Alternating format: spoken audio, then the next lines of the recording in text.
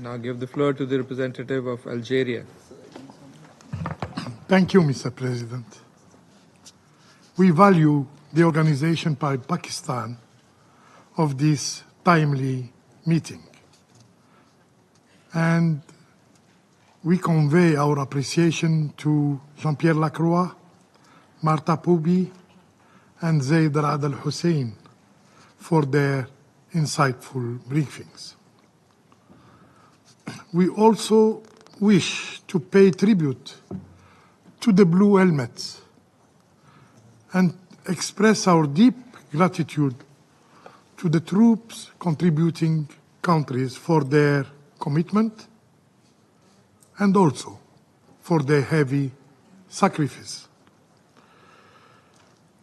In the face of the multifaceted security challenges and emerging threat, giving particularly the more and more asymmetric nature, the continued adaptation of the UN peace operation is not anymore a choice, it is a necessity. We therefore look forward to the report of the Secretary General on the review of all forms of peace operation.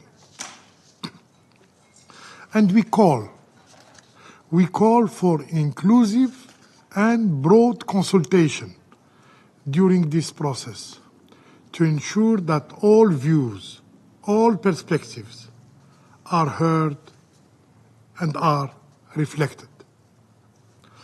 While discussion on UN peace operations often focus on the operational aspect, on logistics, on resources, it appears that strengthening the political role of this operation has decreased in terms of attention and importance.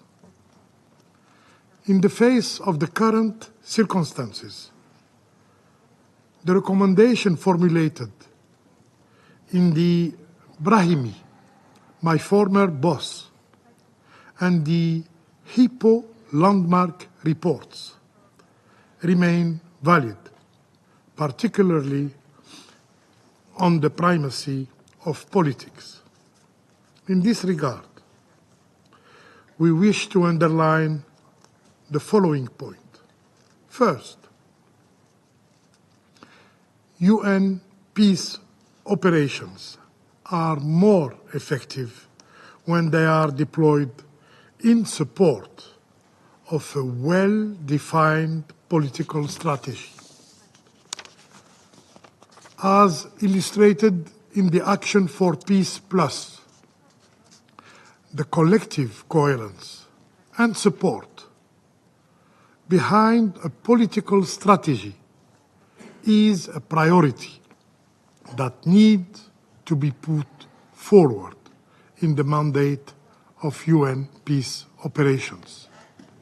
And the current discussions on the future of peace operations must not lose sight of the primacy of politics in undertaking peace efforts. Building the presence of a UN peace operation around a viable political project in consultation with the host country and relevant actors will confer a better visibility on the duration of the mission presence on the ground and its end projection. We are noticing that in the absence of political vision, the UN has prioritized other tasks that only lead to an endless mission.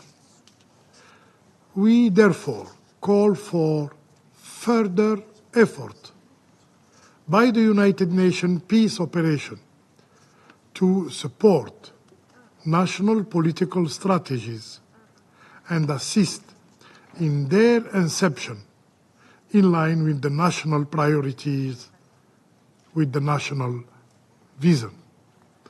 Second, the debate on peacekeeping versus peace enforcement must also leave a room for political solutions. In light with the discussion on partnerships with regional actors, particularly the African Union, to deploy peace enforcement operations, it is essential to ensure that these regional organizations are not perceived only as military actors, cheap military actors. They should be seen as strategic and political partners as well. Prioritizing political solutions through partnerships with regional actors will only strengthen the spirit of the Chapter 8 of the UN Charter and put forward the national and regional ownership of the solution, the political solutions to conflicts and crises. Third, the difficult financial context with the UN, which the UN is going through, should be perceived as an opportunity to improve the performance of the UN peace operations rather than a challenge, a financial challenge.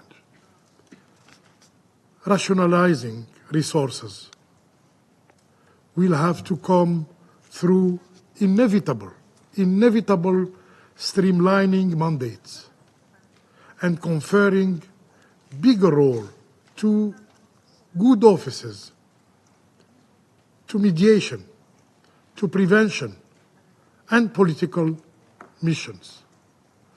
We need, in this regard, to make a clear distinction between cost effectiveness and discriminate budget cuts. Cost effectiveness should not be equated with doing less. Rather, it should mean doing better, delivering more strategic, focused on result-driven mission with the resource at hand. And from a larger perspective, peace-building effort has also to be part of the priorities in the UN peace operation mandate. In this regard, we look forward to the successful conclusion of the peace-building of the peace architecture review. To conclude, Mr. President, crises and difficulties are a good catalyst for reform. We need to learn, and learn quickly, from the difficulties we faced to give shape to a better version of the UN peace operation.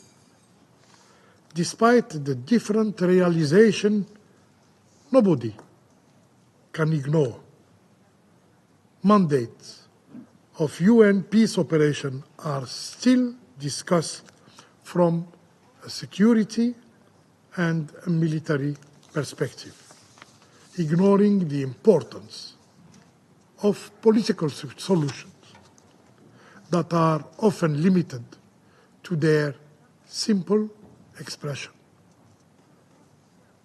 The primacy of politics is the true force multiplier to reach the desired objectives.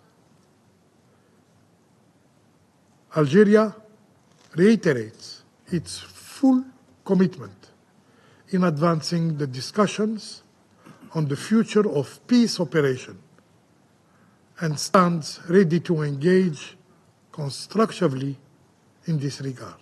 I thank you. I thank the representative of Algeria for the statement.